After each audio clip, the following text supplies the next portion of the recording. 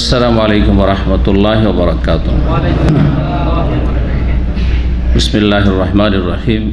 আলহামদুলিল্লাহি রাব্বিল আলামিন ওয়াসসালাতু ওয়াসসালামু আলা সাইয়্যিদিল মুরসালিন নবিয়িনা মুহাম্মদ ওয়া আলা আলিহি ওয়া সাহবিহি আজমাইন, আম্মা বাদ।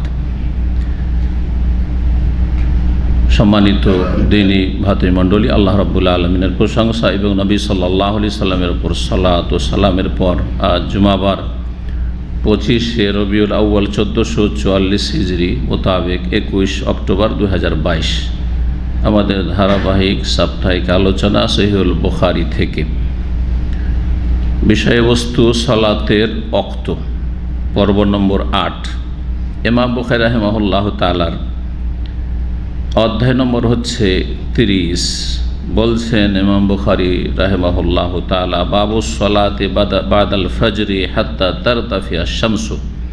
قال حدثنا حفص بن عمر قال حدثنا هشام عن قتادة عن أبي العالية عن ابن عباس رضي الله تعالى عنهما قال شهد عندي رجال مرضيون وأرضاهم عندي عمر رضي الله تعالى عنه أن النبي صلى الله عليه وسلم نهى عن الصلاة بعد الصبح حتى تشرق الشمس وبعد العصر حتى تغرب।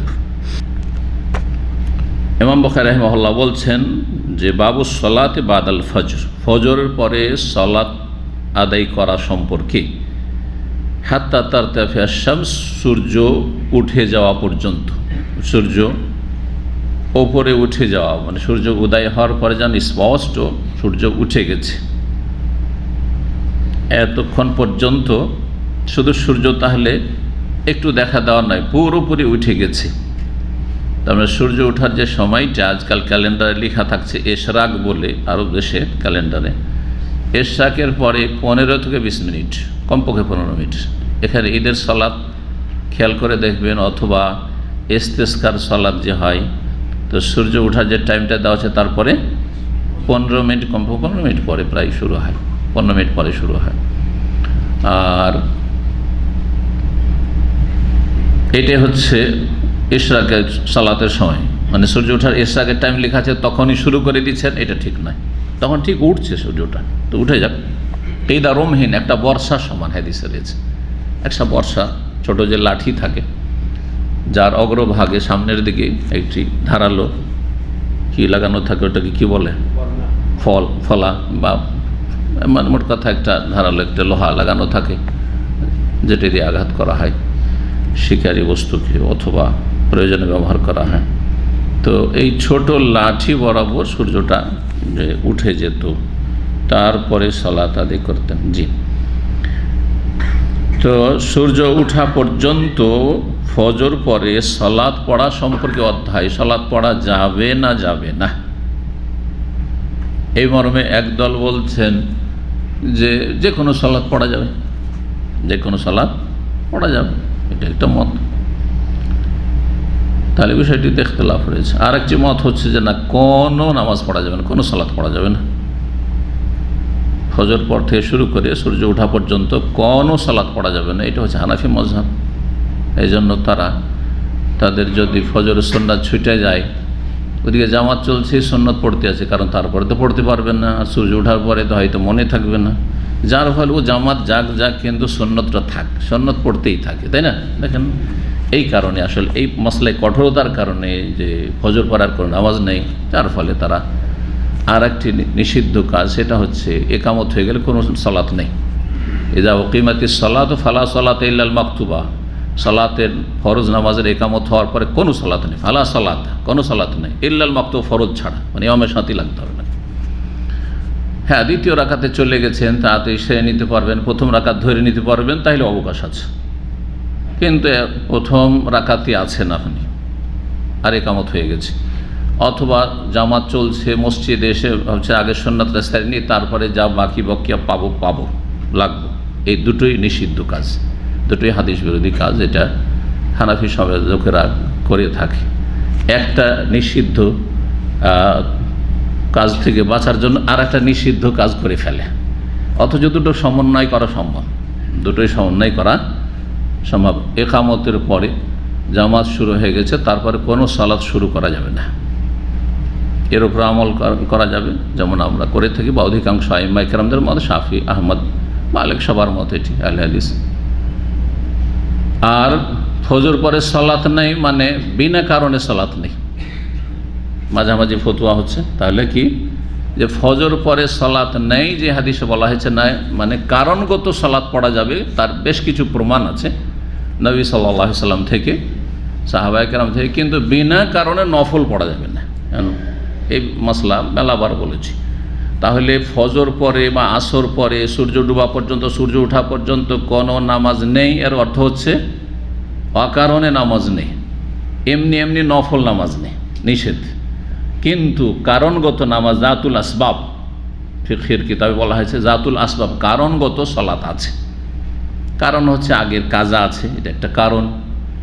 কারণ হচ্ছে আমি মসজিদে ঢুকেছি, বসবো, সুতরাং মসজিদে বসা হচ্ছে কারণ কিসের? তাহিয়াতুল মসজিদ, 2 রাকাত সালাত পড়ার। সুতরাং কারো যদি সুন্নত, ফরজ, কাজা থাকে, আসর পরে করে আদায় করে, কোনো অসুবিধা নেই।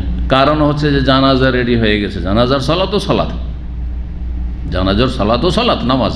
তো আসর পরে জানাজা পড়বেন না? বলবে যে না এখন না, মাগরিব করে অন্ধকারে পড়বেন নাকি? তো তারা তো পড়ছেন ওইটি। তখন আবার হানাফি মাযহাবে আরেকটা রাস্তা আছে, সেটা হচ্ছে জানাজার সালাত আসলে মূলত দোয়া, ওটা সালাত নয়। হানাফি ফতোয়াতে জানাজার সালাতকে তারা বলছে এটা দোয়া, এটা নামাজ নয়। কারণ নামাজের সংজ্ঞা হচ্ছে যে তাতে কিয়াম থাকবে, রুকু থাকবে, সেজদা থাকবে। তো তাতে শুধু কিয়াম আছে, রুকু নেই, সেজদা নেই, হ্যাঁ তাকবীরে তাহরিম আছে, সালাম আছে, কিছু আছে কিছু নেই, সুতরাং ওইটাকে আমরা সালাত বলবো না। তো হানাফি মাযহাবের ফিকহের ভাষায় জানাজার নামাজ নামাজই নয় তাদের কাছে, এটা হচ্ছে দোয়া, জি, মাইয়াতের জন্য দোয়া। তো ওই দিক থেকে তারা এইভাবে ব্যাখ্যা করে বেরিয়ে যায়, অথচ তারাও পড়ে আসর পরে জানাজা। জি, তো সংক্ষেপে যেটা বলবো যে আসর পরে নামাজ নাই মানে নফল নামাজ নেই, বিনা কারণ নামাজ নেই। কারণ যদি থাকে তাহলে নামাজ আছে। কারণের একটা হচ্ছে যে হঠাৎ করে আপনাকে সিদ্ধান্ত নিতে হচ্ছে একটা কাজের, ব্যবসা আমার সাথে করবে না করবে না, এখন একটা ভিসা রেডি আছে, বিদেশ যাবে কি যাবে না, এখন একটা তোমার জন্য ভালো পাত্রী পেয়েছি, বিয়ে করবে কি করবে না, হ্যাঁ না এক্ষুনি করতে হবে আসর আর মাগরিবের মাঝখানে, অথবা ফজর পরে সূর্য ওঠার এক্ষুনি বলতে হবে 10 মিনিটের মধ্যে। কি করতে হবে তাহলে? একজন মুসলিম কি করবে? ইস্তেখারা করবে, ইস্তেখারার সালাত, এটা কারণগত নামাজ, এমনি নফল নয়। সুতরাং ফজর পরে কেউ ইস্তেখারা করলে করতে পারবে, কারণ তার কারণ হাজির হয়ে গেছে। এইরকম আসর পরে কেউ ইস্তেখারা সালাত পড়লে পড়তে পারবে। এটা তো হচ্ছে কি সবগুলি যে পরস্পর বিরোধী হাদিস রয়েছে 2 রকম, সবগুলি সমন্বয় হবে, দুটোর ওপরই আমল হইল, দুটোর ওপর কি হলো? আমল হইল। জি, দুটো নির্দেশ যদি ওপর থেকে থাকে আর দুটোকে যদি আমি সমন্বয় করে দুটো আদায় করতে পারি, তাহলে এটাই না আনুগত্য? বুঝতে পারছেন না? পারছেন না কথা? আপনারা মালিকের কাজ করছেন কোম্পানিতে, মালিক সরাসরি অথবা মালিকের যারা অন্যান্য বিভিন্ন দায়িত্বে আছে তারা দুটো আপনাকে হুকুম করেছে, একজন বলছে এই কাজ করো, আরেকজন বলছে এই কাজ করো। তো আপনি সেখানে বলবেন না আমি একসাথে একজন মানুষ দুটো কাজ কি করে করব? আপনি বলছেন এটা করো, ও বলছে ওইটা করো, কোনটা করব আমি? এই বলবেন না, সমন্বয় করবেন। দেখতে হবে যে কোনটা আগে করলে ভালো হবে বেশি, দুটো আমি করব, কিন্তু আগে যেটা বেশি ওইটা করে নেব আর তারপরে ওইটাও করবো। তো দুটোই মানলাম, 2 মোদির 2 ম্যানেজারের কথা শুনলাম। বুঝতে পারছেন না? তো নবী সাল্লাল্লাহু আলাইহি সাল্লাম বা সাহাবায়ে কেরাম থেকে যা প্রমাণিত বা হাদিস, কোরআন এবং হাদিস যা বলে, যদি দেখা যায় বাহ্যিক হাদিস হ্যাঁ পরস্পর বিরোধী, তা আরজ রয়েছে, আর তাতে তৌফিক বা তাতবিক সমন্বয়ের সম্ভাবনা রয়েছে, আর 2 দিকে হাদিস সহি, এটাও সহি ওটাও সহি, তাহলে সমন্বয় করতে হবে। জি, আর যদি দেখা যায় যে একদিকে হাদিস সহি আর একদিকে জয়ীফ, তাহলে জয়ীফটা নেব না, সহিফের আমল করব। তখন সেটা হাদিস অস্বীকার করা হলো না, কারণ ওটা দুর্বল, তো নবী সাল্লাল্লাহু আলাইহি ওয়াসাল্লাম থেকে অথেন্টিক নয়, প্রমাণিতই নয়। তো ইমাম বুখারী রাহিমাহুল্লাহ শুধু কথা বলে ছেড়ে দিচ্ছেন, হুকুম লাগাচ্ছেন না যে ফজর পরে সূর্য ওঠা পর্যন্ত সালাত পড়া যাবে যাবে না। সালাত সম্পর্কে উত্তর হাদিসে দেখে নাও, 581 নম্বর হাদিস বর্ণনা করেছেন সাহাবী আব্দুল্লাহ বিন আব্বাস রাদিয়াল্লাহু তাআলা আনহুমা قال, তিনি বলছেন শাহিদা ইনদি রিজালুম মারদিয়ুন, আমার কাছে সাক্ষ্য প্রদান করেছেন, বলেছেন কয়েকজন আস্থাভাজন বা পছন্দনীয়, মারদি মানে হচ্ছে পছন্দনীয় বা আস্থাভাজন ব্যক্তি আমার কাছে কয়েকজন আস্থাভাজন বা বিশ্বস্ত ব্যক্তি সাক্ষ্য প্রদান করেছেন। ও আরদাহুম ইনদি ওমর, আর তাদের মধ্যে সবচাইতে পছন্দনীয়, সবচাইতে নির্ভরযোগ্য ব্যক্তিত্ব হচ্ছেন ওমর রাদিয়াল্লাহু তাআলা আনহু। আব্দুল্লাহ বিন আব্বাস বলছেন যে বেশ কিছু আমার পছন্দের লোক, ভালো মানুষ আমার কাছে বলেছেন, আর তার মধ্যে সবচেয়ে পছন্দনীয় ব্যক্তি হচ্ছেন ওমর রাদিয়াল্লাহু, মানে কয়েকজন সাহাবী তাকে বর্ণনা করেছেন, কয়েকজন সাহাবী। তাহলে সাহাবী থেকে বর্ণনা করছেন। ইবনে আব্বাস যেহেতু জুনিয়র সাহাবী ছিলেন বয়সের দিক থেকে, তিনি বলছেন যে আমাকে বেশ কয়েকজন বিশ্বস্ত সাহাবী বর্ণনা করেছেন আমার পছন্দনীয় মানুষ তারা, তার মধ্যে সবচেয়ে পছন্দনীয় হচ্ছেন ওমর ইবনে খাত্তাব রাদিয়াল্লাহু তাআলা আনহু। কি বলেছেন? আন্নান নবী সাল্লাল্লাহু, যে নবী সাল্লাল্লাহু আলাইহি ওয়াসাল্লাম নিষেধ করেছেন আনিস সালাতে, সালাত পড়তে, বাদা সুবহে, ভোর হওয়ার পরে, হাত্তা তাশরুকাস শামস, যতক্ষণ পর্যন্ত সূর্য উদয় না হয়ে যাবে, উঠে না যাবে।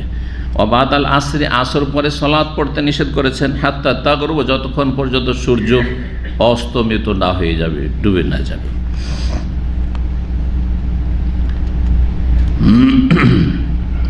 আগের হাদিসের পরে আরেকটি সনদ নিয়ে এসছেন, কিন্তু হাদিস নিয়ে আসেননি। আর মুহাদ্দিসিনদের কাছে সনদটাও হাদিস, যদি আমরা সাধারণ মানুষের কাছে শুধু হাদিসের মতন বিষয়বস্তুটাই হাদিস, কিন্তু হাদিসে দুটো দিক রয়েছে, একটা সনদ মানে বর্ণনাকারীদের সিলসিলা, পরম্পরা, আর আরেকটি হচ্ছে বিষয়বস্তু, যে বিষয়টি উল্লেখ করা হয়েছে। তারপরের হাদিসে, আগের হাদিসে ইমাম বুখারীর ওস্তাদ ছিলেন হাফস বিন ওমর, আর তার ওস্তাদ হেশাম, তার ওস্তাদ কাতাদা, তার ওস্তাদ আবুল আলিয়া, কিন্তু আন দিয়ে আন কাতাদা আন আবিল আলিয়া, কাতাদা আন দিয়ে বর্ণনা করেছেন, আর কাতাদা মুদাল্লিস ছিলেন, যার ফলে শুধু আন দিলে একটা সন্দেহ থেকে যায় যে তিনি সরাসরি তার কাছ থেকে জেনেছেন কি না, কি মাঝখানে গ্যাপ আছে আর একজনের কাছ থেকে, কিন্তু তাকে টপকে গিয়ে আবুল আলিয়া প্রখ্যাত তাবি, সিনিয়র তাবি, সুতরাং তার থেকে বর্ণনা করে দিয়েছেন। এই সম্ভাবনা বা সন্দেহের নিরসনের জন্য দ্বিতীয় সনদটি নিয়ে এসেছেন, বলছেন কালা হাদাসানা মুসাদ্দাদ, ইমাম বুখারীর আর এক ওস্তাদ হচ্ছেন মুসাদ্দাদ বিন মুসারহাদ, আর তার ওস্তাদ ইয়াহিয়া, তার ওস্তাদ শোবা, তার ওস্তাদ কাতাদা। তাহলে কাতাদার ছাত্র শোবাও আর কাতাদার ছাত্র হেশাম্বো। কাতাদা বলছেন সামিয়তু আবুল আলিয়াত, আমি ইমাম আবুল আলিয়া প্রখ্যাত তাবি রাহিমাহুল্লাহর কাছে শুনেছি, আবুল আলিয়ার কাছে শুনেছি, আগেটাতে ছিল আন। তাহলে শোনা প্রমাণ হয়ে গেল যে কাতাদার সাক্ষাৎ হয়েছে আবুল আলিয়ার সাথে, এবং আবুল আলিয়া থেকে সরাসরি শুনেছেন। তিনি হচ্ছেন বিখ্যাত ছাত্র ইবনে আব্বাস রাদিয়াল্লাহু তাআলা আনহুমার। বলছেন আন ইবনে আব্বাসিন কালা হাদাসানি নাসুন বিহাযা, ওই হাদিসে রেজালুন নেই, নাসুন, বেশ কিছু লোক আমাকে এই হাদিসটি বর্ণনা করেছেন, তাদের মধ্যে সবচাইতে পছন্দনীয় ব্যক্তি হচ্ছেন ওমর রাদিয়াল্লাহু তাআলা আনহু। তাহলে এই হাদিস দ্বারা কি জানা গেল? যে ফজরের পরে কোনো সালাত নেই, আর আসর পরে সূর্য ডোবা পর্যন্ত কোনো সালাত নেই। তো এটাকে যদি আম করে দেওয়া হয় যে একেবারে কোনো নামাজ নেই, তাহলে কাজাও চলবে না, জানাজাও চলবে না, ইস্তিসকাও, কি বলছে আপনার ইস্তিখারাও চলবে না, তাহিয়াতুল মসজিদও চলবে না, ঠিক না? এটা হচ্ছে হানাফি মাযহাব। কিন্তু নবী সাল্লাল্লাহু আলাইহি ওয়াসাল্লাম আসর পরে জোহরের সুন্নাত কাজা করেছেন। সামনের সপ্তাহে আসবে, আজকে হয়তো সেখানে পৌঁছতে পারবো না, স্পষ্ট মা আয়েশা রাদিয়াল্লাহু বর্ণনা করছেন। এবং তিনি যে কাজা করেছেন একদিন, এই জন্য নবী সাল্লাল্লাহু আলাইহি ওয়াসাল্লাম কোনো একটা আমল শুরু করে দিলে সেটাকে কন্টিনিউ করতেন, যার ফলে সারা জীবন আসর পরে 2 রাকাত পড়তেন বাড়ি এসে। এইটা সারা জীবন পড়া আসর পরে, এটা নবী সাল্লাল্লাহু আলাইহি ওয়াসাল্লাম খাস। কিন্তু আমাদের জন্য অবকাশ রয়েছে যে আমরা কাজা করতে পারবো, জোহরের সুন্নত হোক অথবা অন্য কোনো সলাত হোক, কাজা থেকে গেছে, ভুলে গেছিল, ঘুম চলে এসেছিল, তাহলে কাজা করতে পারবে। বা কোনো প্রয়োজন আছে, এরকম নামাজের প্রয়োজন আছে, যেমনটা বললাম মসজিদে গেছেন, তাহিয়াতুল মসজিদ, তাহিয়াতুল মসজিদের হাদিসে কি বলা হয়েছে? ইজা দাখালা আহাদুকুমুল মসজিদা, তোমাদের কোনো ব্যক্তি যখনই মসজিদে, এজা মানে যখনই, যখনের মধ্যে 24 ঘন্টা সামিল কিনা? 24 ঘন্টা সামিল, আসর পরকেও সামিল, ফজর পরকেও সামিল। এজা যখনই, যখনই তোমাদেরকে মসজিদে প্রবেশ করে ফালা ইয়াজলিস, বসবে না, তাহলে বসা নিষেধ। হাত্তা ইউসাল্লিয়া রাকাতাইন, হাত্তা ইয়ারকা রাকাতাইন, যতক্ষণ পর্যন্ত 2 রাকাত সালাত না পড়ে নেবে। তাহলে এখানে হাদিস আসলো ফজর পর আসর পর কোনো নামাজ নেই, আর হাদিস আসলে যখনই মসজিদে ঢুকবে অতক্ষণ বসবে না যতক্ষণ 2 রাকাত পড়ে না নেবে। সমন্বয় করতে হবে না? সমন্বয় সম্ভব, সেটা হচ্ছে কারণগত হইলে পড়ব, বিনা কারণ নফল পড়ব না। এটা হচ্ছে মধ্যম পন্থা, এবং এতে 2 রকমের পরস্পর বিরোধী হাদিসের উপর আমল হয়ে যায়, যেমনটা বললাম। আর এটা হচ্ছে অধিকাংশ উলামা কেরাম, আইম্মা কেরামদের মত, শাফি, মালিক, আহমদ, আহলে হাদিস, সালাফি সবারই মত এটি। জি হ্যাঁ। তো তারপরে 582 নম্বর হাদিস দেখেন, সেই হাদিস ইবনে ওমর রাদিয়াল্লাহু তাআলা আনহু বর্ণনা করেছেন। তিনি বলছেন, কালা রাসূলুল্লাহ সাল্লাল্লাহু আলাইহি ওয়াসাল্লাম, রাসূল বলেন, লা তাহাররাউ বিসসালাতিকুম তুলুআশ শামসি ওয়ালা গুরুবাহা, তোমরা তোমাদের সালাতের উদ্দেশ্য করিও না, মানে সংকল্প করে এখন চেষ্টা করছি এই সময়টা পড়ব। যে কোনো নেক আমলের জন্য চেষ্টা করতে হয়, তাই না? জোহর পরেও যদি কিছু নফল পড়েন চেষ্টা করতে হবে, না হলে মসজিদে আসেন ভুলে গেলেন।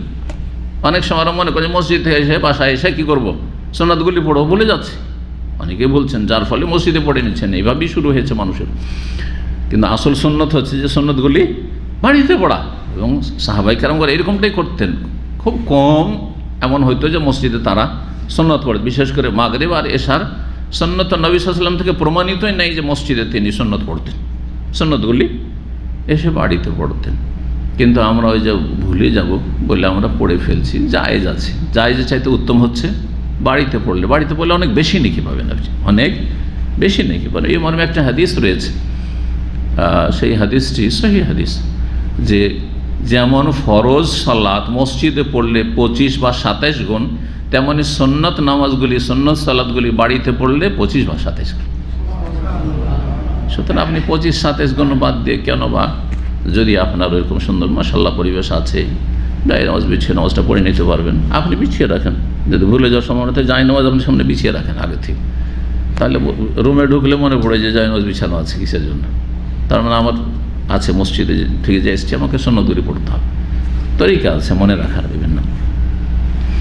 অথবা যাদের সাথে পরিবার আছে, পরিবারকে বলে রেখেছেন যে আমি মসজিদে আসবো, মাঝে মাঝে ভুলে যে আমাকে স্মরণ করে যে সুন্নত পড়লে কিনা।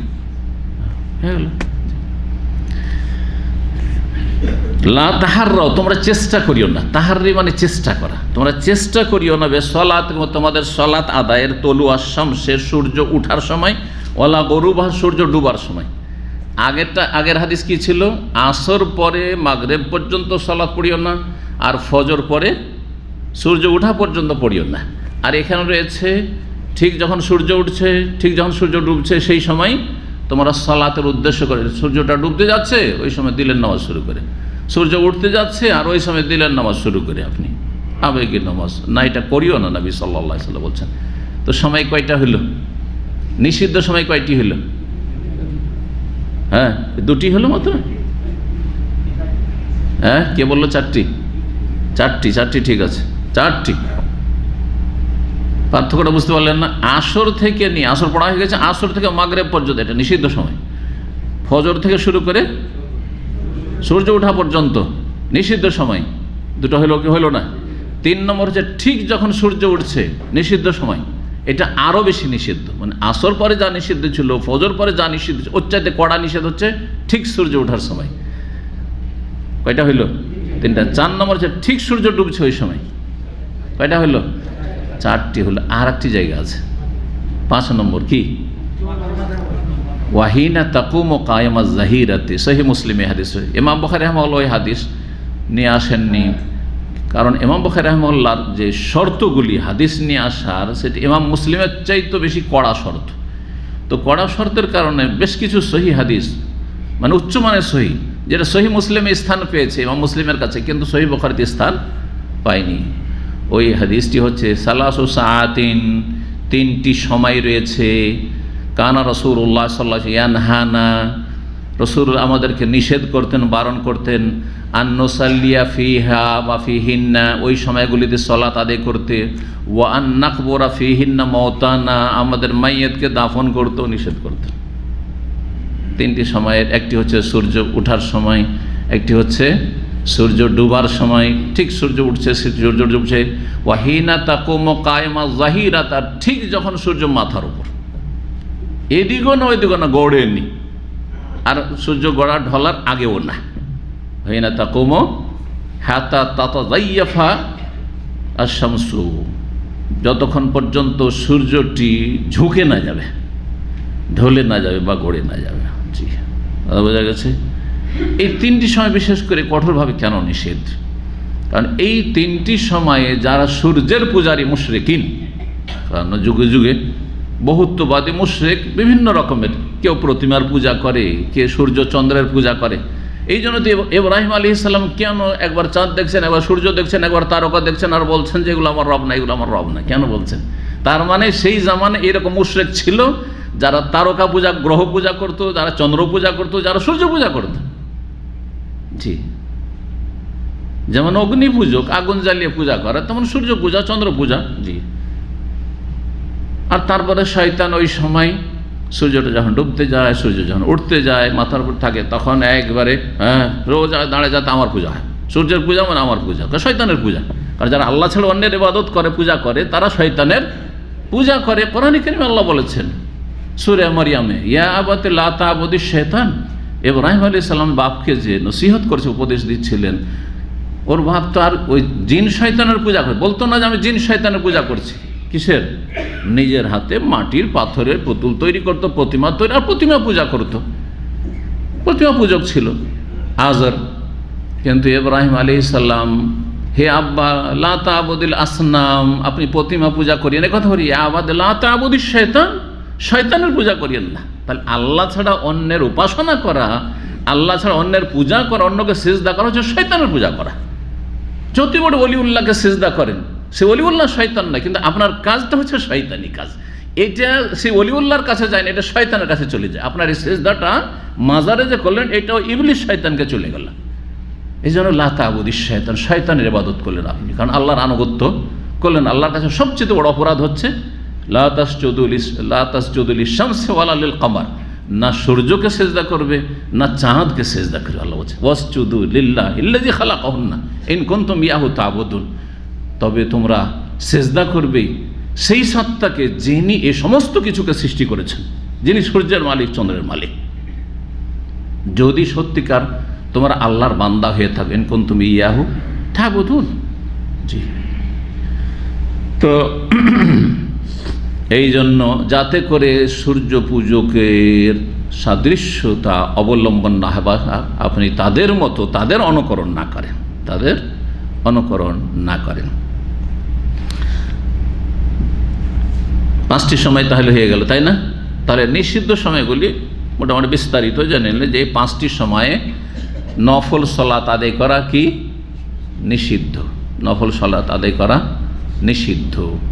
এমনকি কাজাও যদি থাকে, আরেকটি কথা এখানে জেনে নেন, ধরেন কাজা আছে অথবা তাহিয়াতুল মসজিদ পড়া আছে, আর ঠিক সূর্যটা ডুবছে, ঠিক সূর্য উঠছে, হ্যাঁ সূর্য ডুবার, সূর্য ওঠার 5 মিনিট আগে যদি হয়তো পড়েন কারণগত সালাত, কিন্তু ঠিক সূর্যটা ডুবতে যাচ্ছে, ঘড়িতে দেখছেন, আর এই 1 মিনিটের মধ্যে ধর আজান হবে, অনেকে এসে দিলেন শুরু করে না, ওই সময়তে অনেক ওলামারা বলছেন, যারা বলছেন কারণগত সালাত জায়েজ, অধিকাংশ তারাও বলছেন যে ঠিক ওই সময়টাই শুরু করিয়েন না, কারণ তো সময় নেই, আর বেশি অপেক্ষা করা লাগছে না। 1 মিনিট অপেক্ষা করলে সূর্য ডুবে যাচ্ছে, এক্ষুনি আজান হচ্ছে, আজানের পরে পড়েন, আপনি দাঁড়িয়ে থাকেন একটু, এটাই হচ্ছে উত্তম, দাঁড়িয়ে থাকে। কিন্তু বসে গেলে কেউ হারাম কাজ করলো না, অনুত্তম কাজ করল।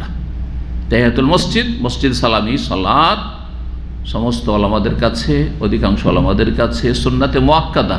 একমত ইমাম আহমদ রাহিমাহুল্লাহর একটি মত রয়েছে যে ওয়াজিব, কারণ নবী সাল্লাল্লাহু আলাইহি ওয়াসাল্লাম বসতে নিষেধ করেছে, বসবে না, তাগিদ করেছেন। জি, এমনকি জুমার খুতবা চলছে, ওয়াল ইমামু ইয়াখতুবু, সহিহ বুখারীতে, তারপরও 2 রাকাত না পড়ে বসবেন না। এক লোক বসে গেছে, এবার বসলে সামনের সপ্তাহে বসিও না, এরকম করেছেন? ওটাও করেননি। সাল্লাইতা রাকাতাই, বুখারীতে হাদিস রয়েছে, কি 2 রাকাত পড়লে বলছে লা ইয়া রাসূলুল্লাহ, আপনি তো খুতবা শুরু করেছেন, ওই জন্য নবী সাল্লাল্লাহু আলাইহি সাল্লাম বললেন কুম, উঠো, ফাসাল্লি রাকাতাইন, 2 রাকাত নামাজ পড়ো, 2 রাকাত নামাজ পড়ো। এখান থেকে যেমন জানা গেল যে খতিব খুতবা চলাকালীন যারা সামনে রয়েছে মুসল্লি, তাদের সাথে মসজিদে যারা উপস্থিতি রয়েছে তাদের সাথে কথা বলতে পারবে, এবং খতিবের সাথে কোনো ব্যক্তি কথা বলতে পারবে। যেটা হারাম সেটা হচ্ছে আপোষে কথা বলা, আপোষে ভালো কথা বলা, ভালো কাজের উপদেশ দেওয়া, একটা কেউ ভুল কাজ করছে তাকে নিষেধ করা, এটাও নিষেধ আছে। তাহলে আপোষে কথা বলা নিষেধ, কিন্তু প্রয়োজনে খতিবকে সম্বোধন করা যাবে।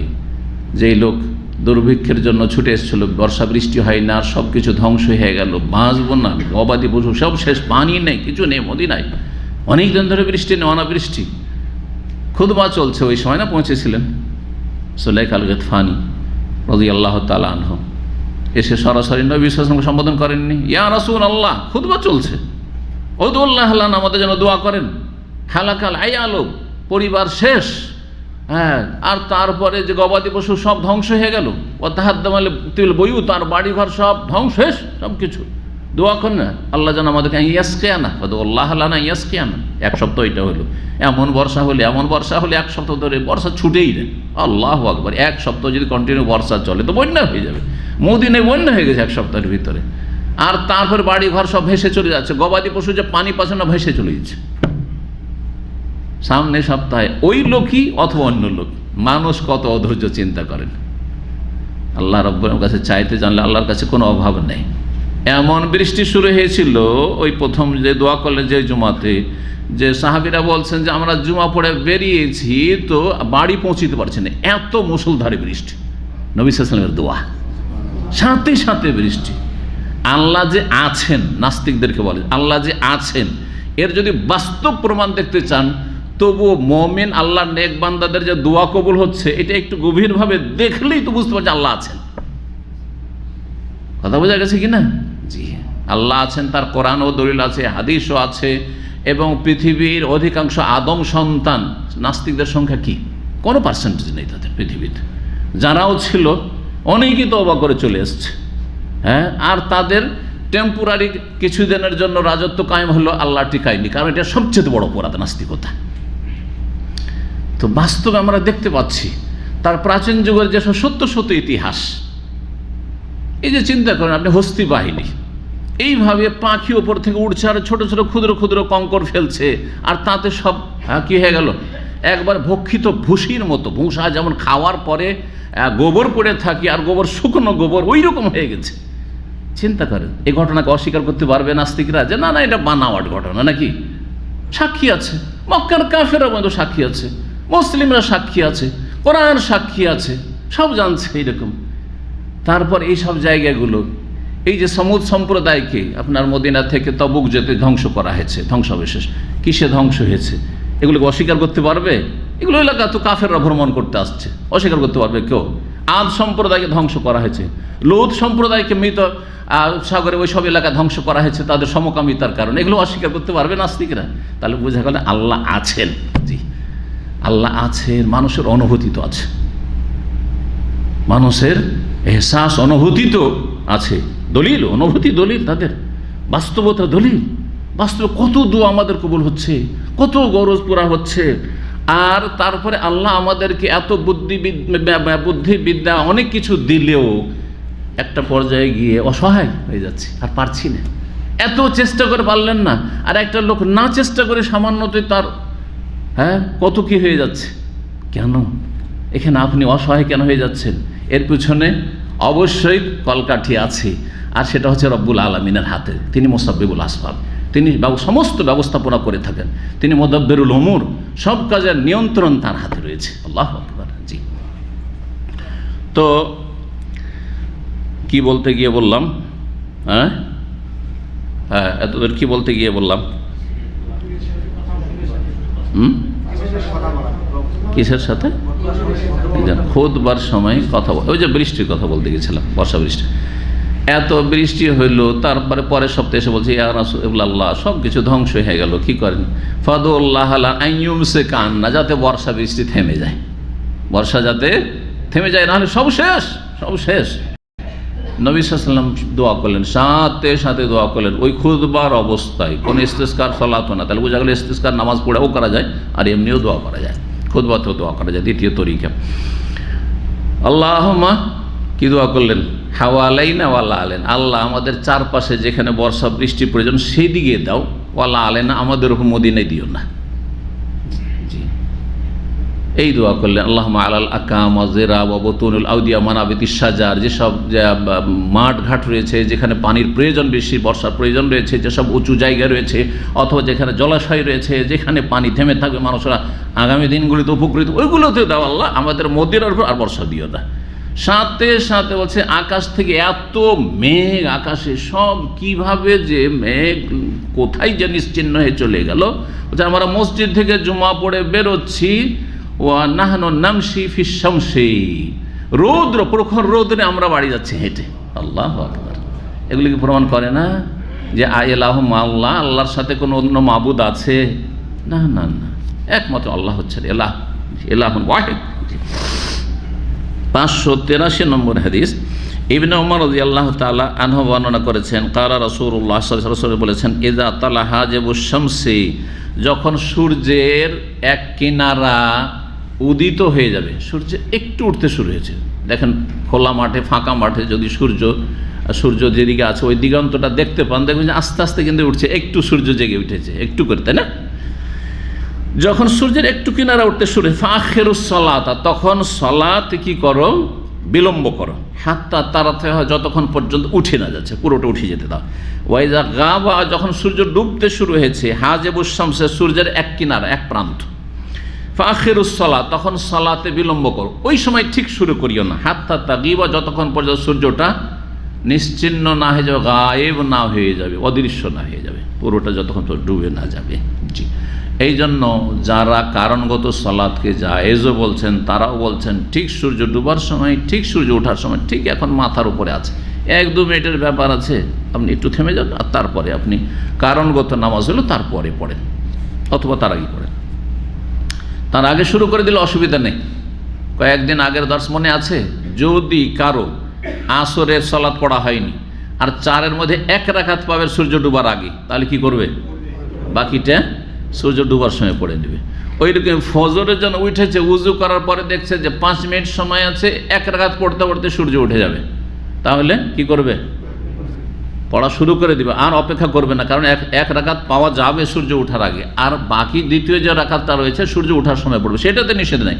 কিন্তু না, এখন 5 মিনিটও সময় নেই, এই 1 মিনিট, আধা মিনিট আছে, বা এই সূর্য উঠছে এই সময়, ঠিক ইশরাকের টাইম, না শুরু করিয়েন না, তাহলে থেমে যান, কিছুক্ষণ থেমে যান, তারপরে পড়েন। জি, 584 নম্বর হাদিস বর্ণনা করেছেন আবু হুরায়রা রাদিয়াল্লাহু তাআলা আনহু, বলছেন আন্না রাসূলুল্লাহ সাল্লাল্লাহু আলাইহি ওয়াসাল্লাম নাহা আন বাইআতাইন, রাসূলুল্লাহ সাল্লাল্লাহু আলাইহি ওয়াসাল্লাম নিষেধ করেছেন 2 ব্যবসা থেকে, 2 রকমের ক্রয় বিক্রয় থেকে। বাইউন মানে ব্যবসা বা ক্রয় বিক্রয়, ওয়া লিবসাতাইনে 2 রকম পোশাক থেকে, 2 রকম ব্যবসা নিষেধ করেছেন, 2 রকম পোশাক নিষেধ করেছেন। আরও অন্যান্য ব্যবসা আর অন্যান্য পোশাক নিষেধ আছে, কিন্তু এই হাদিসে যখন নবী সাল্লাল্লাহু আলাইহি ওয়াসাল্লাম বলেন ওই সময় 2টো ব্যবসা, 2টো পোশাক নিষেধ করেছেন। আর কি? ওয়ান সালাতাইনে, আর 2 সময়ে সালাত আদায় করতে নিষেধ করেছেন। তো কয়টি হলো বিষয়? 3টি বিষয়। হ্যাঁ, তো অধ্যায়ের সাথে সম্পর্কিত হচ্ছে আমাদের এই সালাতের বিষয়টি। যেহেতু সালাতের বিষয়টি হচ্ছে অধ্যায়ের সাথে সম্পর্কিত, হাদিসে আগে সালাতের কথা এখন আসছে। নাহানি সালাতে বাদাল ফজরি, ফজর পরে সালাত পড়তে নিষেধ করেছেন। হাত্তা তাতুল আশ-শামস, যতক্ষণ পর্যন্ত সূর্য উদয় না হয়ে যাবে।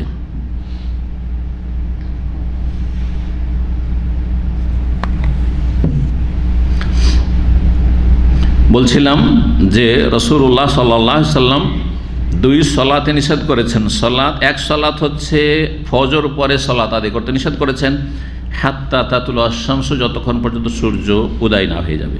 ও বাদাল আসরে, দ্বিতীয় হচ্ছে আসর পরে সালাত পড়তে নিষেধ করেছেন, হাত্তা তাগরুবা আশ-শামস, যতক্ষণ পর্যন্ত সূর্য অস্তমিত না হয়ে যাবে।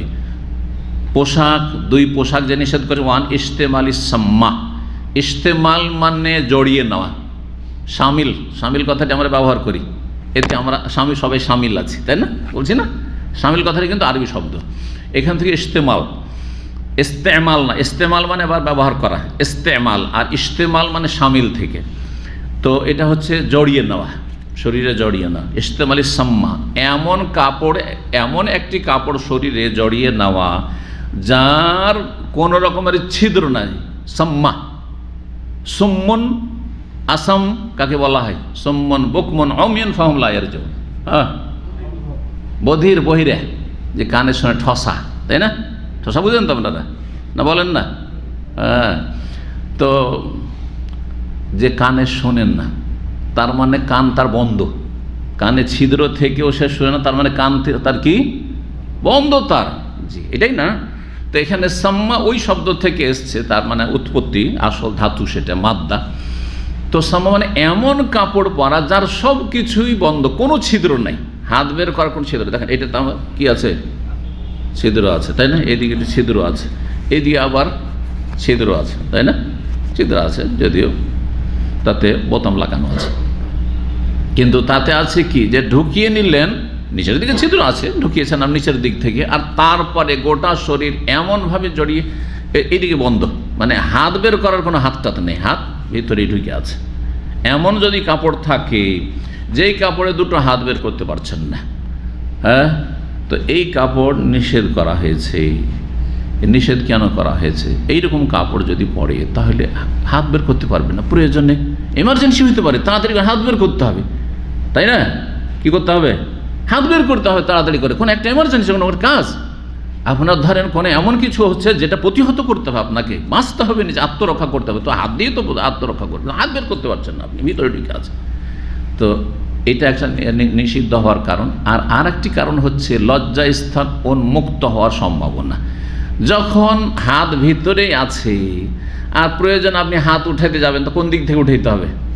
এখন এই জুব্বাতে যদি হাতটা আমার ভিতরে ঢুকে থাকতো বা আপনাদের ঢুকে থাকতো, তাহলে হাত উঠাবো, ধরেন রফায়দান করবো, আল্লাহু আকবার, প্রথমটা তো করবেন, কম হানাফি হইল, তাই না? তো রফায়দান করতে গেলে তলা থেকে কাপড় উপরে উঠে যাবে কিনা, আর কাপড় উঠলে লজ্জাস্থান খুলে যাবে কিনা, এই জন্য নিষেধ করা হয়েছে। জি হ্যাঁ। আর তারপরে এইটা বড়ই বিরক্তি করে যে একজন মানুষ হাতকে ফ্রি রাখতে চায়, হাতকে কি রাখতে চায়?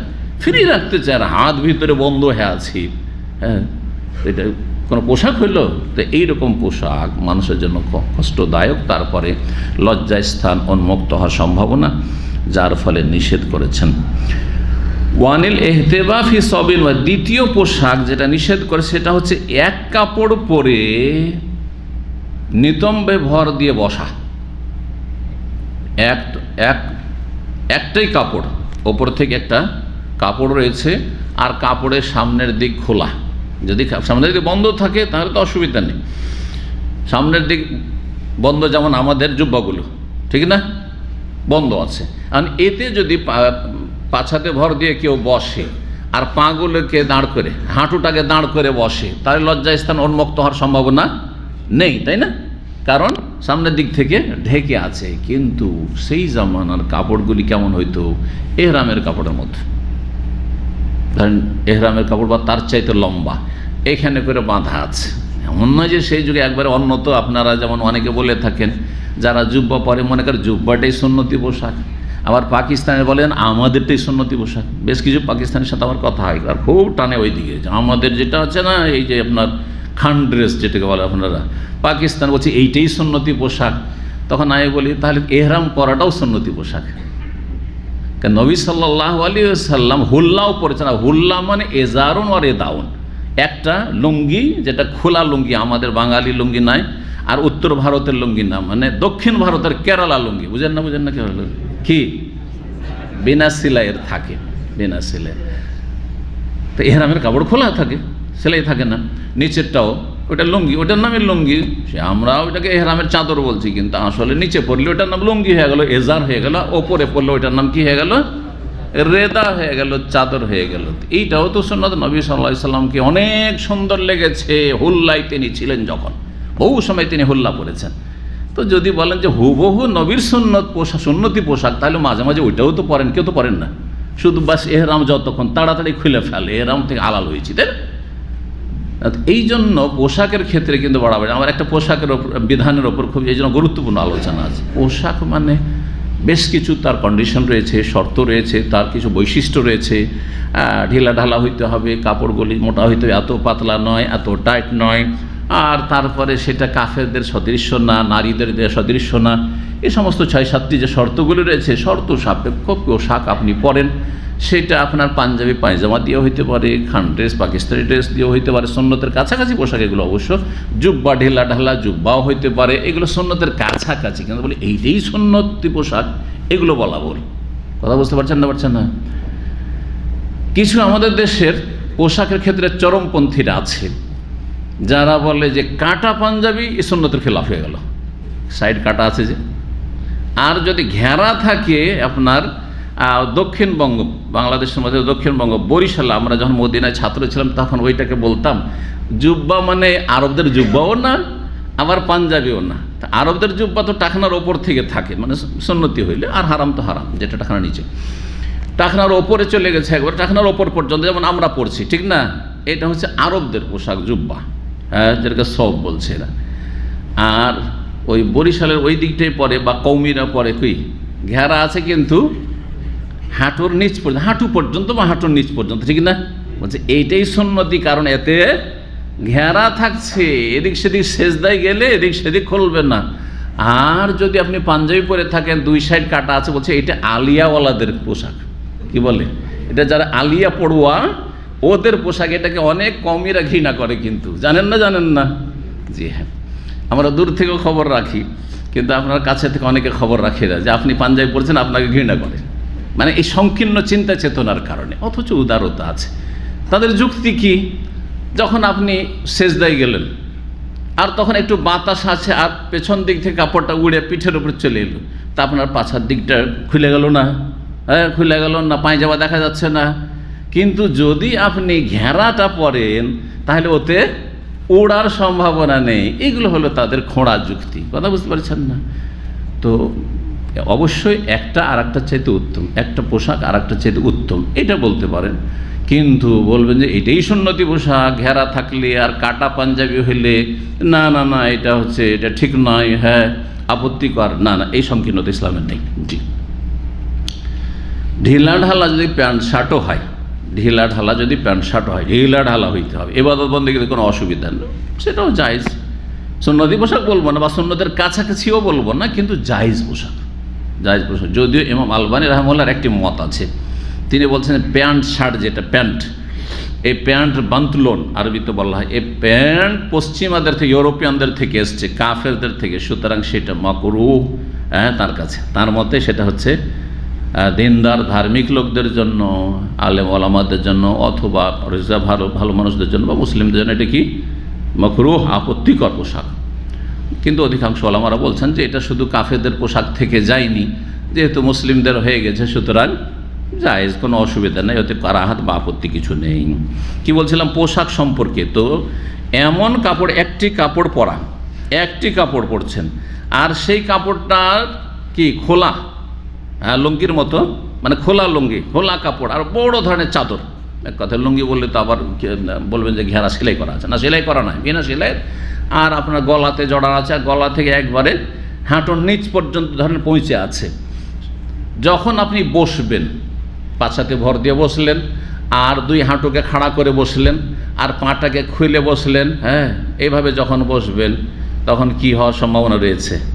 সামনের দিক থেকে, ওপর থেকে লজ্জাস্থান খুলে যাওয়ার আশঙ্কা রয়েছে। কেউ যদি দাঁড়িয়ে দেখে বা সামনে যদি বসে থাকে, তারপর লজ্জাস্থান দেখতে হবে। এই জন্য এহতেমাফি সবিন ওয়াহিদিন, একটি কাপড়ে নিতম্বের ওপর বসে, আরও ব্যাখ্যা করে দিয়েছেন, ইউফুদি বেফারজেহি এলাসামাই, লজ্জাস্থান খোলা রয়েছে আকাশের দিকে, সামনের দিক যেহেতু ফাটল রয়েছে, সুতরাং লজ্জাস্থান খোলা আছে কোন দিকে? আকাশের দিকে। বোরখার কথা বলি আপনাদেরকে। বোরখা আলহামদুলিল্লাহ আজকাল অধিকাংশ বোরখাগুলিতে পুরো ম্যাক্সির মতো ঘেরা থাকছে, তাই না? এত দূর পর্যন্ত মাথা ঢোকাবার জন্য, আর বোতাম টোতাম আছে, আর তারপরে ঘেরা থাকছে, এটা তো ভালো। কিন্তু আমরা আগের যে বোরখাগুলি দেখেছি, এখন অনেকে পরে পুরোটাই কিন্তু কাটা একবার নিচ পর্যন্ত।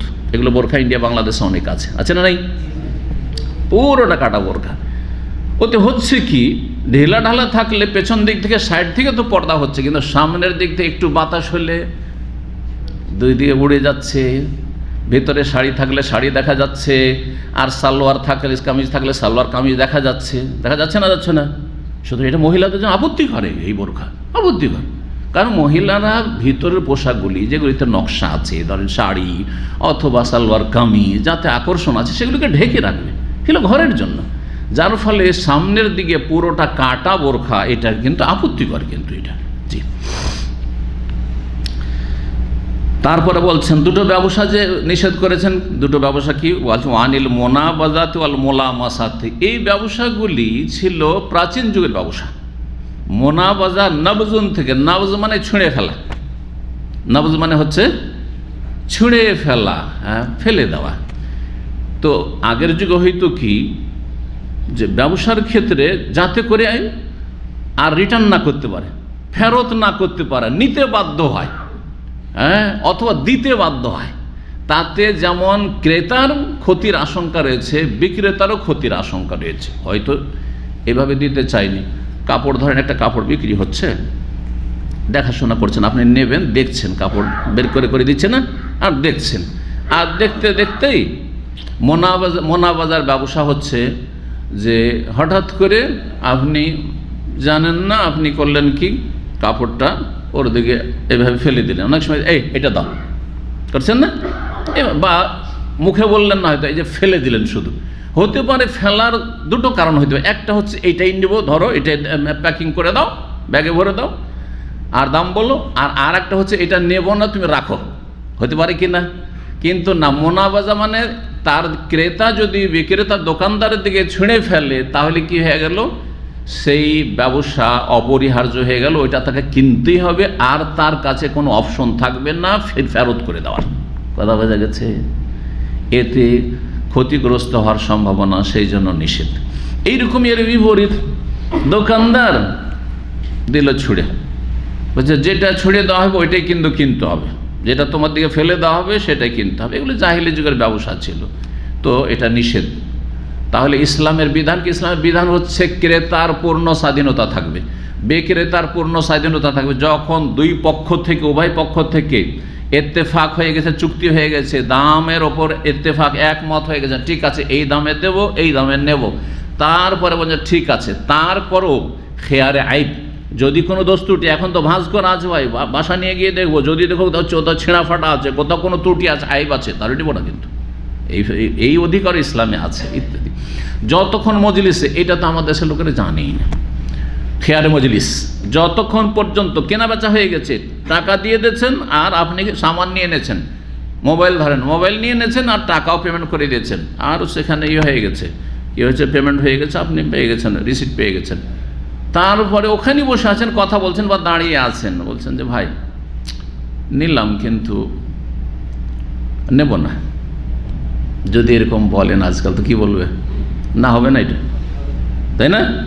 না, খেয়ারে মজলিস, যতক্ষণ ওই মজলিস আছে ততক্ষণ ইখতিয়ার আছে, ফেরত নেওয়ারও ইখতিয়ার আছে, ফেরত দেওয়ার ইখতিয়ার আছে। হ্যাঁ, যখন ওখান থেকে তাফাররুক বিল আবদান হয়ে যাবে, দূরে চলে যাবে, চলে গেছে এই দোকান থেকে আরেক দোকানে চলে গেছেন, আর তারপরে ফিরে এসে বলছেন নেওয়া হইল না, কি কারণে? দোষ থাকলে ফিরিয়ে দিতে পারবেন, দোষ নেই, নিতে হবে। এই জন্য সৌদি আরব আলহামদুলিল্লাহ অনেকটা এগুলো আছে। কিন্তু ধরেন জুতোটা নিয়ে গেলাম, ছোটো বড়ো যদি হয়ে যাবে, কাপড়টা নিয়ে গেলাম, ছোটো বড়ো হয়ে যাবে, ঠিক আছে, আপনি ফেরত দিয়ে দিবেন, বাস ইউজ করবেন না, ব্যবহার করবেন না।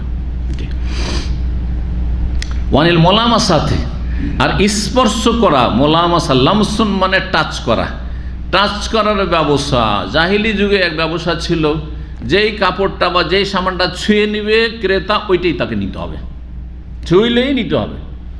বা বিক্রেতা তার কোনো কিছু ছুঁয়ে নিয়েছে, একবারে হ্যাঁ শেষ, এতক্ষণ পর্যন্ত এখতিয়ার ছিল, অপশন ছিল, আর কোনো অপশন নেই, নিতে হবে, তোমাকে নিতে হবে উভয় পক্ষ থেকে। এই ধরনের ব্যবসাগুলিতে প্রতারণা, গারার, ধোঁকাবাজির সম্ভাবনা বেশি রয়েছে, ক্ষয়ক্ষতির সম্ভাবনা বেশি রয়েছে। এক কথায় শরীয়তের তাহলে একটা নীতি মেলা জেনে নেন, ব্যবসার ক্ষেত্রে আসল হচ্ছে হালাল। কখন হালাল নয়? সেখানে যদি ঝগড়ার আশঙ্কা থাকে, এরকম কেনা বেচা হলে কী হয়ে যাবে? ঝগড়া লেগে যাবে, মারামারি লেগে যাবে। অথবা সেখানে প্রতারণার আশঙ্কা আর ধোঁকাবাজি থাকে, প্রতারণার আশঙ্কা থাকে, জি, কারো ক্ষয়ক্ষতির সম্ভাবনা থাকে, তাহলে সেই ব্যবসা জায়েজ নয়। এই জন্য ইন্স্যুরেন্স জায়েজ নয়। কেন ইন্স্যুরেন্স জায়েজ নয়? এই জন্য ইন্স্যুরেন্স একটা ধোঁকা। গোটা বছর ইন্স্যুরেন্সে যে পলিসি করেছিলেন কত টাকা দিয়েছেন ধরেন 1,500 কমপক্ষে দিয়েছেন, ধরেন একটা মাঝামাঝি হেলথ ইন্স্যুরেন্স করেছেন। লাইফ ইন্স্যুরেন্স সবার কাছে হারাম, লাইফ ইন্স্যুরেন্স। বাকি হেলথ ইন্স্যুরেন্স আর কিছু কিছু ইন্স্যুরেন্স আছে ইখতলাফি মাসলা, কিন্তু তারপর বেঁচে থাকা ভালো। তো যাই হোক, ইন্স্যুরেন্স কেন নিষেধ এটা মাসলা, কারণ এতে ধোঁকা রয়েছে। সারা বছর 1,500 রিয়াল দিয়েছিলেন, কোনো অ্যাক্সিডেন্ট হলো না গাড়ির, ইন্স্যুরেন্স ধরেন গাড়ির টেলেন, 1 পয়সাও পেলেন না, পেলেন আপনার 1,500 পানিতে চলে গেল। কিন্তু ইন্স্যুরেন্স যেই দিন করেছেন তারপরের দিনই এমন একটা অ্যাক্সিডেন্ট হলো, 50,000 রিয়াল দিয়েছেন, মাত্র 1000 কি 600-700 বা 1000 যাই দিয়ে থাকেন, কত পেয়ে গেলেন? 50,000 রিয়াল। হঠাৎ করে একটা অপারেশন পেয়ে গেলেন 1 লাখ রিয়াল। হচ্ছে না? হচ্ছে না? ধোকাবাজি এগুলো। এই জন্য এই রুজি হারাম, আল্লাহ হেফাজত করে দিকে।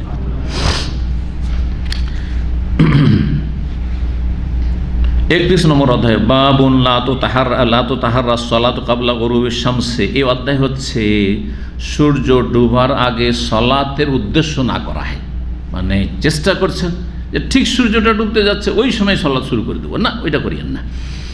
ওই আগের হাদিসগুলি প্রায় আসছে, এই জন্য বেশি এমন কথা বলার নেই, আমরা এগিয়ে যাই। 585 নম্বর হাদিস, আব্দুল্লাহ বিন উমর রাদিয়াল্লাহু তাআলা আনহু হতে বর্ণিত, আন্না রাসূলুল্লাহ সাল্লাল্লাহু আলাইহি ওয়াসাল্লাম বলেছেন, লা ইয়াতাহাররা আহাদুকুম, তোমাদের কেউ যেন চেষ্টা না করে, ফায়ুসাল্লি সালাত আদায়ের, ইনদা তুলুইশ শামসের, সূর্য উদয় হওয়ার সময়, ওয়ালা ইনদা গরুব, সূর্য অস্তমিত হওয়ার সময়। 586 নম্বর হাদিস বর্ণনা করেছেন আবু সাঈদ খুদরি রাদিয়াল্লাহু তাআলা আনহু, তিনি বলছেন, সামিউতু রাসূলুল্লাহ রাসূলুল্লাহ বলতে শুনেছি, লা সালাতা বাদা সুবহে, ফজর পরে কোনো সালাত নেই, হাত্তা তারতাফিয়া শামসু, যতক্ষণ পর্যন্ত সূর্য না উঠে যাবে, ওয়ালা সালাতা বাদাল আসর, আসর পরে কোনো সালাত নেই, হাত্তা তাগিবা শামস, যতক্ষণ পর্যন্ত সূর্য ডুবে না যাবে। 587 নম্বর হাদিস মুআবিয়া রাদিয়াল্লাহু তাআলা আনহু থেকে বর্ণিত, মুআবিয়া রাদিয়াল্লাহু তাআলা আনহু খলিফা, প্রথম রাজা, ইসলামের বাদশাহ, এবং তিনি যত বাদশাহ ইসলামের ইতিহাসে এসেছে, রাজা এসেছে, তাদের মধ্যে সবচেয়ে শ্রেষ্ঠ ভালো বাদশাহ। এতে সালাফে সালেহিন, সাহাবায়ে কেরামদের, তাবেঈনদের যুগ থেকে শুরু করে আজ পর্যন্ত আইম্মায়ে কেরামের ঐক্যমত রয়েছে যে তার চাইতে ভালোবাসা পৃথিবীকে আসেন খায়রুল মুলুক। এবং নবী সাল্লাল্লাহু আলাইহি ওয়াসাল্লামের ভবিষ্যৎবাণী ছিল যে ইসলামের সূচনা হয়েছে প্রথম নবুয়ত এবং রহমত দিয়ে। একটি হাদিস আপনাদেরকে এখানে শুনিয়ে দিয়ে মর্মে, ইসলামের সূচনা হয়েছে কি দিয়ে? নবুয়ত দিয়ে, নবী দিয়ে, আর নবুয়তটাই আর রিসালাতটা ছিল মানব জাতির জন্য কি? রহমত। আর তারপরে হয়েছে সুম্মা খেলাফাতুন ওয়া রাহমাত, তারপরে খেলাফত এবং আল্লাহর রহমত। 4 খলিফা, আবু বকর, ওমর, ওসমান, আলী, আর 6 মাস হাসান রাদিয়াল্লাহু তাআলা। এটি হচ্ছে খেলাফত এবং রহমত। এটা নবুয়তের পরে সবচেয়ে শ্রেষ্ঠ উৎকৃষ্ট সময়, ভালো সময়। আর তারপরে বলেছে সুম্মা মুলকুন ওয়া রাহমা, তারপরে রাজতন্ত্র ও রাজত্ব এবং সেটা রহমত। তাহলে রাজতন্ত্র রহমত হতে পারে যদি ইসলামের বাস্তবায়ন হয়, তাহলে জি, এই হাদিস স্পষ্ট প্রমাণ করে খায়রুল মুলুক তাকে বলা হয় সবচেয়ে ভালো বাদশাহ। সেটা ছিল 20 বছর মুআবিয়া রাদিয়াল্লাহু তাআলা আনহুর যুগ। আর তারপরে বলছেন, তারপরে চতুর্থ 4 নম্বর স্টেপ হচ্ছে সুম্মা মুলকুন বা মুলকান আদুদান, তারপরে দংশনকারী রাজত্ব শুরু হবে। তারপরে কি শুরু হবে? দংশনকারী রাজত্ব, মানে তারা জনগণকে কি করবে? দংশন করবে, জুলম অত্যাচার করবে, কামড় দেবে। কথা বোঝা গেছে? ভবিষ্যৎবাণী, ভবিষ্যতের বাস্তবায়ন হবে। যত যুগ যাচ্ছে আরও খারাপ, আমি মনে করছি এর চাইতে ভালো হবে। আল্লাহ হেফাজত করুক, ভালো হওয়ার চান্স খুবই কম আছে, একমত ইমাম মেহেদী রাহিমাহুল্লাহর যুগ ছাড়া বা ইমাম মেহেদীর যুগ ছাড়া। জি,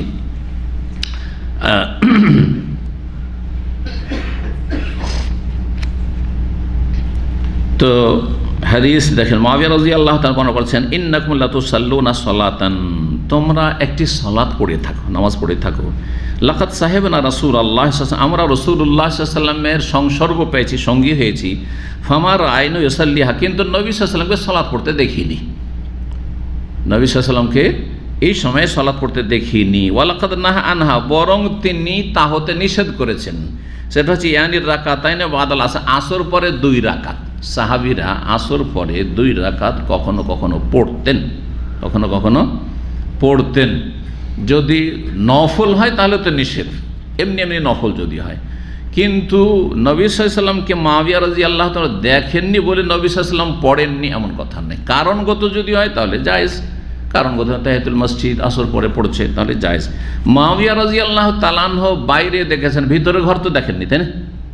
বাইরের খবর বলছেন, যখন নবী সাল্লাল্লাহু আলাইহি ওয়াসাল্লামের সাথে থেকেছি তখন নবী সাল্লাল্লাহু আলাইহি ওয়াসাল্লামকে কখনো দেখিনি যে আসর পরে কোনোদিন 2 রাকাত নামাজ পড়বেন, কিন্তু তোমরা কিন্তু দেখি মাঝে মাঝে তোমরা পড়ো। তিনি খলিফা বাদশাহ হওয়ার পরে খুতবা দিলেন, বক্তব্য করলেন, ভাষণ, আর ভাষণে বলেন যে তোমাদেরকে অনেকে দেখে আসর পরে 2 রাকাত নামাজ পড়ো, এটা কিন্তু নবী সাল্লাল্লাহু আলাইহি ওয়াসাল্লাম করতে দেখিনি। মুআবিয়া রাদিয়াল্লাহু তাআলা তার এলেম ও তার যতটা এলেম সেই মোতাবেক বলেছেন। মা আয়েশা রাদিয়াল্লাহু তাআলা আনহা বাড়ির খবর রাখছেন, ওইটা মুআবিয়া কী করে জানবেন? কথা বোঝা গেছে কিনা? সেই জন্য মা আয়েশা রাদিয়াল্লাহু তাআলা আনহা বর্ণনা করেছেন, নবী সাল্লাল্লাহু আলাইহি ওয়াসাল্লামের কাছে একবার এক প্রতিনিধি দল এসেছিল, আর কথা বলতে বলতে আসর হয়ে গেছিল। জোহরের পরে সুন্নতটা আর পড়াই হয়নি, আসর পরে এসে আমার বাসাতে 2 রাকাত পড়েছিলেন। ওই যে একবার 2 রাকাত কাজা করলেন সুন্নতের, সেই জন্য সারা জীবন তিনি প্রতিদিন আসর পরে এসে আমার ঘরে যেই দিনই পালা থাকতো আমার কি করতেন, 2 রাকাত নফল পড়তেন। এই 2 রাকাত কন্টিনিউ নফল পড়া, এইটা নবী সাল্লাল্লাহু আলাইহি ওয়াসাল্লামের সাথে খাস। অধিকাংশ আইনকার এটা বলছেন, অন্যদের জন্য এই অবকাশ নেই, একমাত্র মক্কা মুকাররমায়। এটা মশলা জানেন? কাবা ঘরে কেউ যদি, মক্কা মুকাররমা মানে অন্য মসজিদে নয়, কাবা ঘরে কেউ যদি থাকে 24 ঘন্টা তওয়াফ করতে পারবে, 24 ঘন্টা সালাত পড়তে পারবে, এখানে কোনো বাধা নিষেধ নেই। তাহলে এই যে নিষিদ্ধ যতগুলি হাদিস রয়েছে সেগুলি সব জায়গার ক্ষেত্রে প্রযোজ্য, একমাত্র কাবা ঘর ব্যতিক্রম। জি, কাবা ঘর সম্পর্কে এই মর্মে একটি হাদিস রয়েছে, কারণ এখানে তওয়াফ চলতে থাকে। একমাত্র ফরজ সালাতের সময় তওয়াফ বন্ধ থাকে, আর অন্য নামাজ বন্ধ থাকে, ঠিক না? ফরজ, কিন্তু ফরজ পড়া হয়ে গেলে দেখেন তারাবি চলছে, তওয়াফ চলছে না? ঠিক সূর্য উঠছে, ঠিক সূর্য ডুবছে, ঠিক মাথার উপর সূর্য, বা আসর পরে, আর তারপরে ফজর পরে তওয়াফ হচ্ছে না? তওয়াফ করার পরে তওয়াফের সুন্নত পড়বে না? সবসময় পড়বে। এই জন্য নবী সাল্লাল্লাহু আলাইহি ওয়াসাল্লাম একটি হাদিস রয়েছে, লা ইয়ামনান্না আহাদুম মিনকুম তাফা বিহাযাল বাইতে, তোমাদের কেউ যেন বাধা না দেয় বাইতুল্লাহর যে তওয়াফকারী ব্যক্তি হবে তাকে, ইউসাল্লি ফি আইয়ি ওয়াক্তিন শাআ আও কামা ক্বালা সাল্লাল্লাহু আলাইহি ওয়াসাল্লাম, যে কোনো সময় সে সালাত পড়তে পারে, মিন লাইলিন আও নাহার, রাতে হোক দিনে হোক, যে কোনো সময় কাবা ঘরে সালাত আদায় করতে পারবে। এখানে দেখতে হবে না যে ঘড়িতে তো সূর্যটা উঠতে যাচ্ছে, ঘড়িতে তো সূর্যটা ডুবতে যাচ্ছে, এই সময়টা পড়বো না, তাহলে তওয়াফের নামাজ না পড়তে থাকেন, এখানে ব্যতিক্রম হুকুম। জি, তো মুআবিয়া রাদিয়াল্লাহু তাআলা বাইরের খবর বলেছেন, মা আয়েশা রাদিয়াল্লাহু তাআলা বর্ণনা করেছেন, নবী সাল্লাল্লাহু আলাইহি ওয়াসাল্লাম পড়েছেন কারণগত সালাত আসর পরে পড়তে পারবে। মুআবিয়া রাদিয়াল্লাহু মত ছিল, তার ব্যক্তিগত মত ছিল, যেটা ফতোয়া, যে আসর পরে আর কোনো কিছু পড়া চলবে না, কিন্তু অন্য সাহাবায়ে কেরামদের মত এটি ছিল না। 588 নম্বর হাদিস, আবু হুরায়রা রাদিয়াল্লাহু তাআলা থেকে বর্ণিত, তিনি বলছেন, নাহা রাসূলুল্লাহ সাল্লাল্লাহু আলাইহি ওয়াসাল্লাম আন সালাতাইনি, রাসূলুল্লাহ 2 সালাত পড়তে নিষেধ করেছেন। একটি হচ্ছে বাদাল ফজরে, ফজর পরে, হাত্তা তাতলু আশ-শামস, সূর্য ওঠা পর্যন্ত, ও বাদাল আসরে, আসর পরে, হাত্তা তাগরুবু আশ-শামস, সূর্য ডোবা পর্যন্ত। আর একটি অধ্যায়, একটি হাদিস 32 নম্বর অধ্যায় বলছেন, বাবু মাল্লাম ইয়াকরাহিস সালাতা ইল্লা বাদাল আসরি ওয়াল ফজর। এই অধ্যায় হচ্ছে কিছু ওলামাদের সম্পর্কে, মানে ইমাম বুখারীর যুগে তাহলে কিছু ওলামা ফোকাহা ছিল, তাদের মত ছিল কি, যে সালাত মাকরুহ নয়, কোনো সময় আপত্তিকর নয়, ইল্লা মাত্র 2টো সময়, 5টি সময় নয়, তাহলে ইল্লা বাদাল আসর ওয়াল ফজরে, আসর পরে আর ফজর পরে, আসর পরে আর ফজর পরে। আসর পরে যখন ফজর পরে হলো, তাহলে তার মধ্যে কিন্তু 4টা চলে আসবে, যদিও 2টা বলবেন, আসর থেকে শুরু করলে একবার সূর্য ডোবা পর্যন্ত, তা তো হয়ে গেল।